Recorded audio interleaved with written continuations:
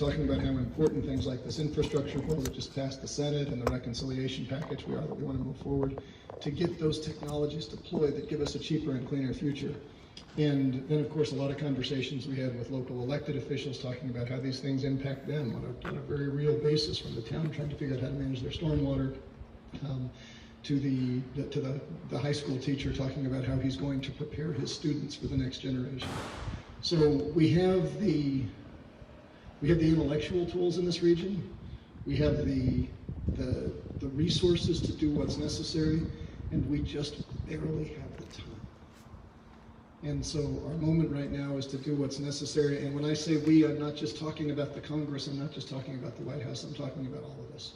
I'm grateful to everybody who took the time today to help us understand what needs to be done so that we can go back and all collectively go get it done.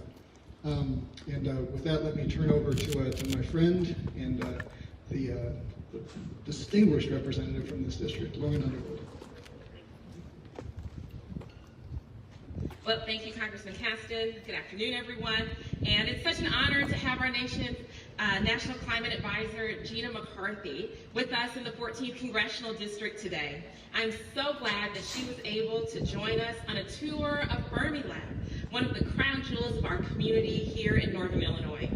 And thank you to my friend, Representative Caston, for his unwavering leadership on this issue, and to Director Nigel Locklear and the talented team here at Fermilab, the scientists and the staff, and for all the incredibly important work that you do. Now, you will not be surprised to hear the same words came up over and over and over during our conversation today. Climate, energy, jobs. Because we're facing a historic crisis of climate change right now, but also historic opportunities. The opportunity to create millions of good jobs, American jobs, that will also improve the health of our planet. The opportunity to solidify Illinois' role as a global leader in clean energy, cutting-edge scientific research, and the fight against climate change, and the opportunity to act now before for generations to come. These are opportunities that the American Jobs Plan and the American Families Plan will deliver. We have to pass them into law. I am so proud to be working with President Biden, National Climate Advisor McCarthy, and all of the incredible scientists and stakeholders that we've met with today to do just that. Thank you so much. And it's my pleasure to introduce our National Climate Advisor, Gina McCarthy. Thank you. Thank you, everybody. Oh, look. Is it better now? I was surprised and I apologize. First of all, let me thank both Representative Caston and Underwood for all of their terrific support and, frankly, their leadership. And let me tell you that nothing is more important to President Biden than to bring back science credibility to the White House and the federal government. That's what today is all about. I got to go to two wonderful national labs, both Argonne and also our Fermilab. And it tells me that we're not only thinking of science for science itself, but we're activating science to understand how we can live better lives, to understand how we can both articulate the challenges we're facing on climate, but also find ways to turn those challenges into real opportunities for investments that's going to grow our economy, investments that are going to create good paying union jobs, opportunities to explain to people that climate change isn't a planetary problem, it is a people problem. And we are going to make climate change a kitchen table issue. And that is exactly what happened today when we saw passage in the Senate of the actual bipartisan infrastructure deal. Because that deal is going to make people see that government in Washington is working for them, not for partisan politics. That we are going to be investing billions of dollars in our roads and bridges, in our public transit system, in our schools, in our ports, in our freight and rail. It's going to show people that we can deliver to the United States of America, to every human being here, clean drinking water. We can get lead out of those pipes once and for all. We can actually invest in high-speed internet so that we can access all of the wonders that education can bring to every student who wants to actually access it, whether it's somebody 67 or 17. We need to have that information accessible. And it's actually investing in two huge issues if you want to take care of climate change, which we all do. One is it's going to upgrade our power infrastructure so that we can actually connect renewables everywhere in the United States. It gives DOE terrific grid authority to make these longer connections work.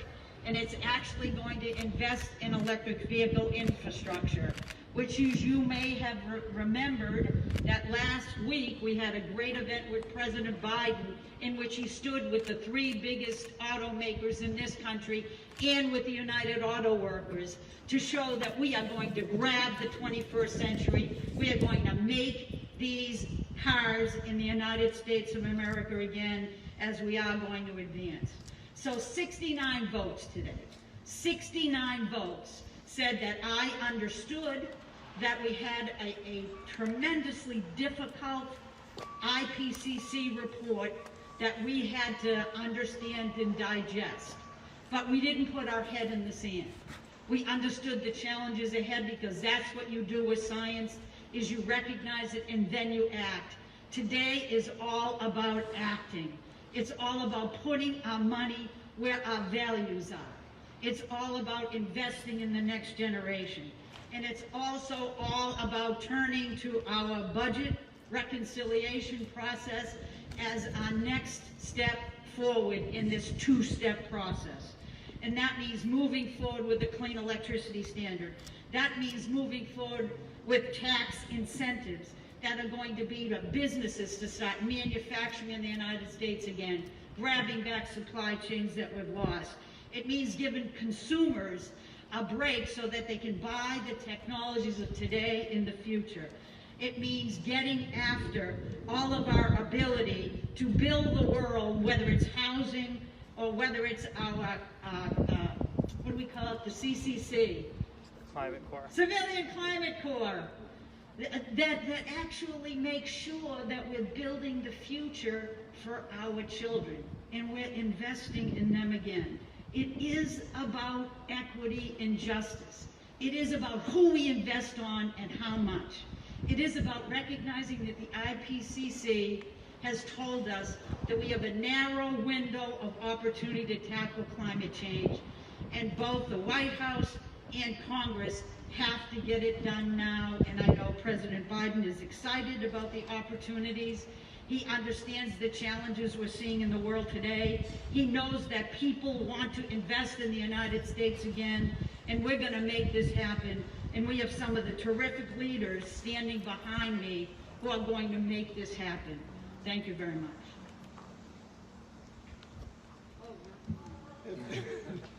Lauren had to run. The floor is open for questions for the two of us at least.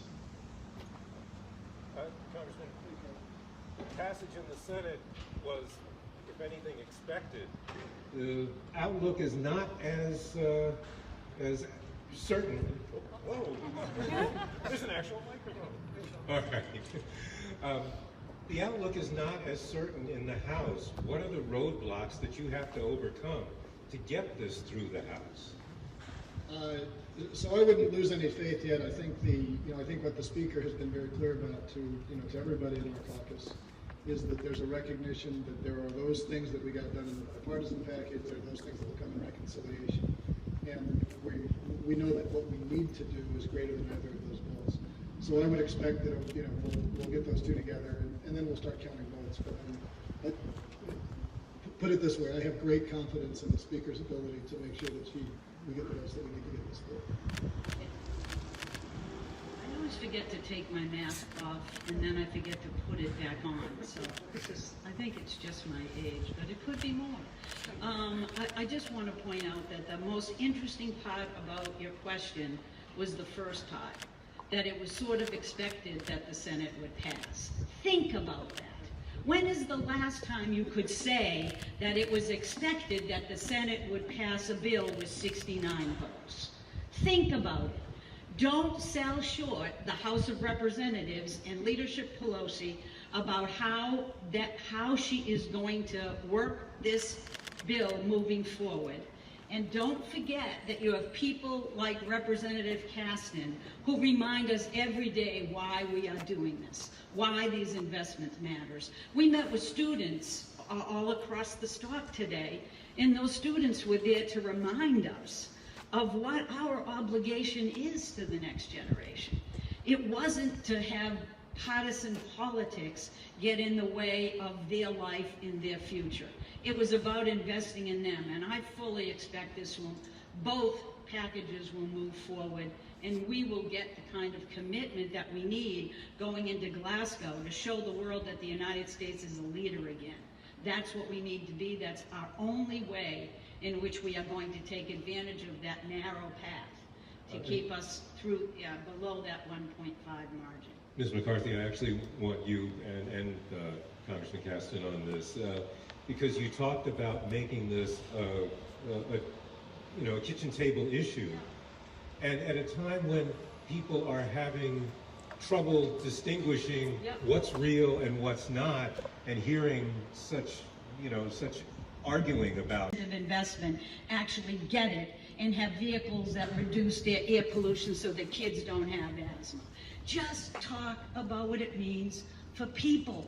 That's what our democracy demands. That's what this moment is absolutely all about. So if you never want to go to talk to anybody about climate change as the issue, just talk to them about the opportunities we have right now to make our lives better and our future more certain for our kids. So I'd make the observation, Greg, that before I got into this line of work, I built a couple companies that built clean energy projects. I built 80 clean energy projects over the course of 16 years. I never once sold one to somebody because they were concerned about climate change. It's not to say they didn't, but that wasn't why they bought it. We used to joke in our office that I don't care if you've all got beautiful tinfoil hats you wear every day. All I ask is that you be greedy. Because if you can generate your energy without burning fossil fuel, that means you don't have to pay for fossil fuel, right? There isn't a person out there with a solar panel on their roof who wakes up in the morning and says, I wonder if it makes economic sense for me to run my solar panel today. And yet we got coal plants all over the state that are shutting down because for big chunks of the day, it does not make economic sense for them to run that coal plant. Now, it's also really good for the environment, right? So speak to people in language they understand. If you care about national security, it's a big deal to cut down on global refugee crises. If you care about public health, it's a big deal to not have tropical diseases becoming subtropical diseases. And if you care about money, let's invest in things that is going to create the biggest wealth transfer we have ever seen from energy producers to energy consumers, because this I will tell you, 100% of Americans want to pay less for energy. I've pulled it, I can prove the point. Now what is unfortunately, painfully tragic about this IPCC report is that at core it doesn't really say anything different than what the IPCC has been saying for a long time. It says it with more precision, but what the scientists have been telling us for a long time is that if we get to 1.5 degrees, you're going to notice a difference and it's going to be irreversible.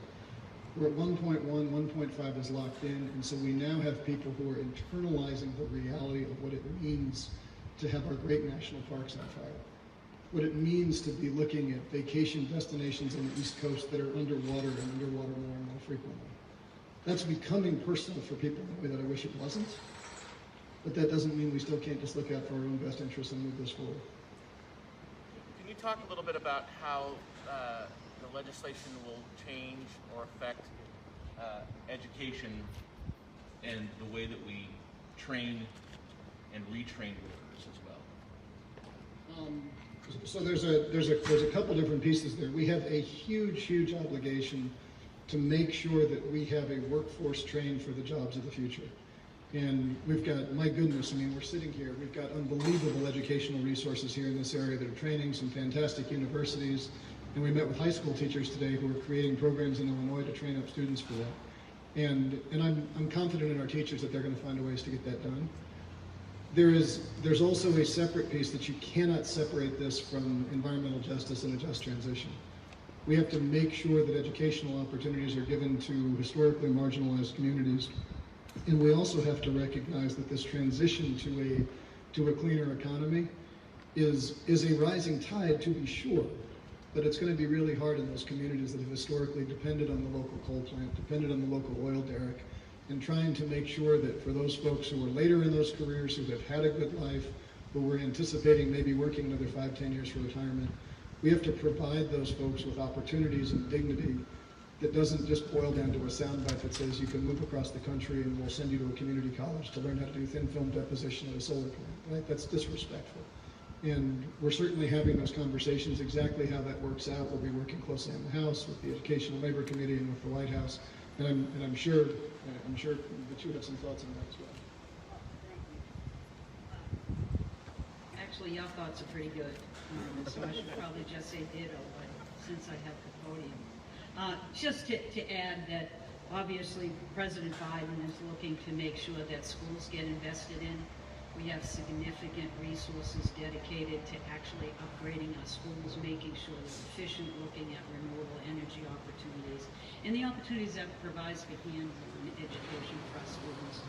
But I think I just want to make one other point, and that is it's very clear that President Biden is committed to his investment to ensure that 40% of the investments in clean energy and climate actually accrue to environmental justice communities left behind. And that also means communities that have lost their large energy system, like in coal country, the communities that have been left behind. We actually have included in these packages significant resources to put people back to work using the same skill sets in ways that are going to reduce methane emissions.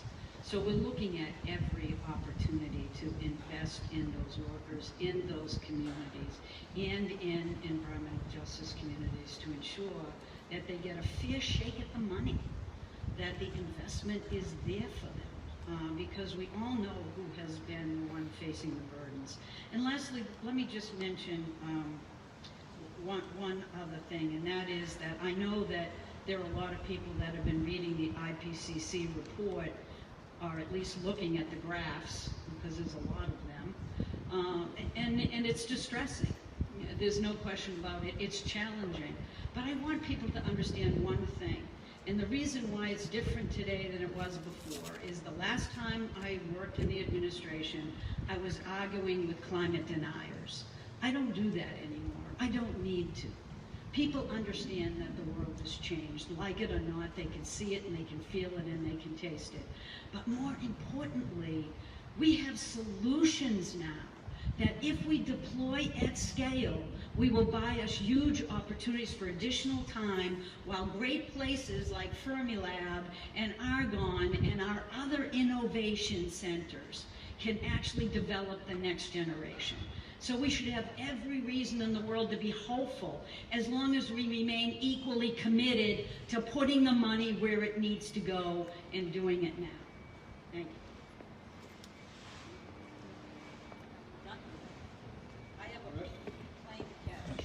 She's flying. Okay. I think we're done with the official part, but thank you all so much for coming. I really appreciate it. And we're all in this together.